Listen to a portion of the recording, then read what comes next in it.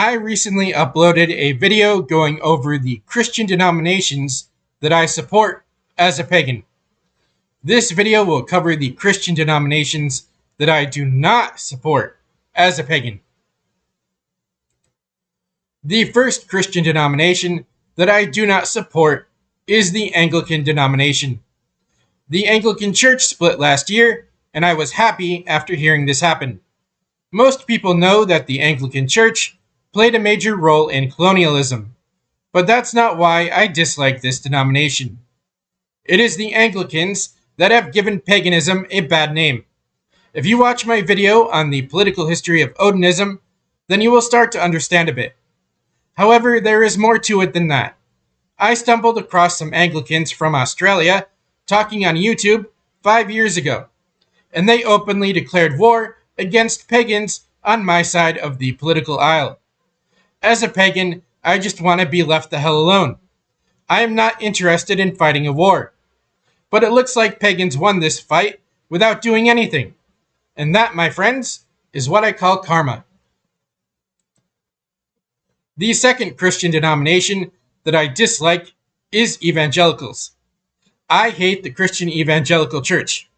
There are only two things the evangelical church contributes to America. The first is division. The evangelicals are good at dividing people. The second thing it's good at is treating men like crap, which explains why the evangelical church has been declining in numbers. I am a man. Why would I support a religious organization that hates me? The evangelical church is also behind Christian nationalism. I strongly oppose Christian nationalism. In fact, Christian nationalists should be isolated on an island somewhere so they can't hurt anybody.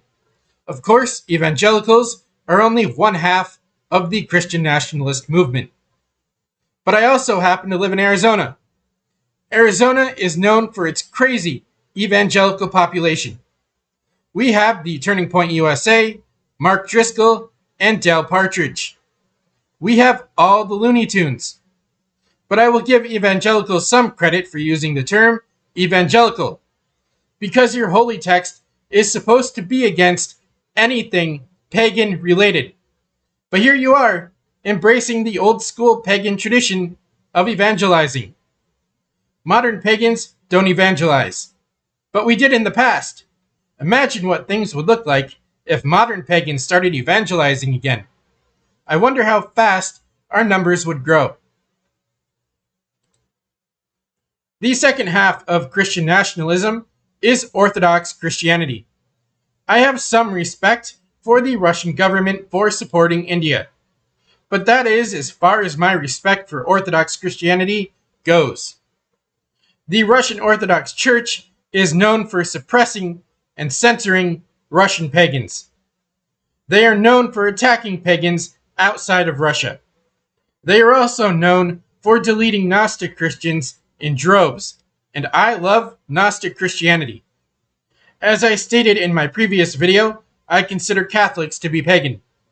I also consider Orthodox Christianity to be a twisted form of paganism, one that is more syncretic than other denominations of Christianity, which is completely absurd. I think it has ended up this way due to how isolated the Russians have been over the centuries.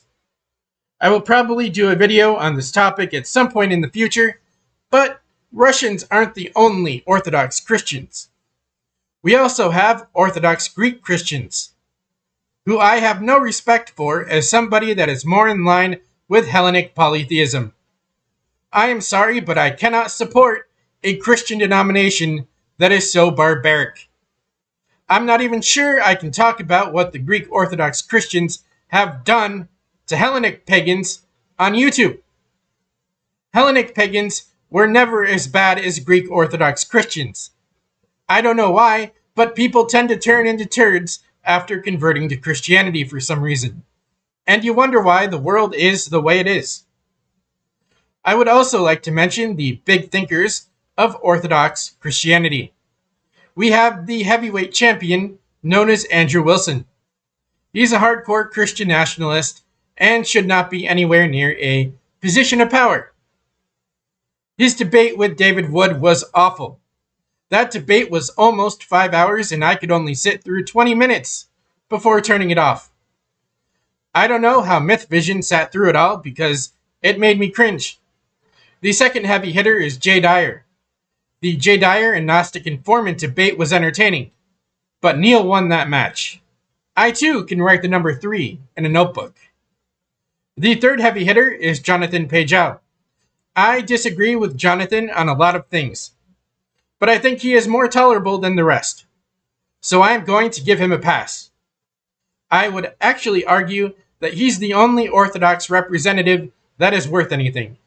10 points for Gryffindor. Thanks for listening. Have a fantastic day or night.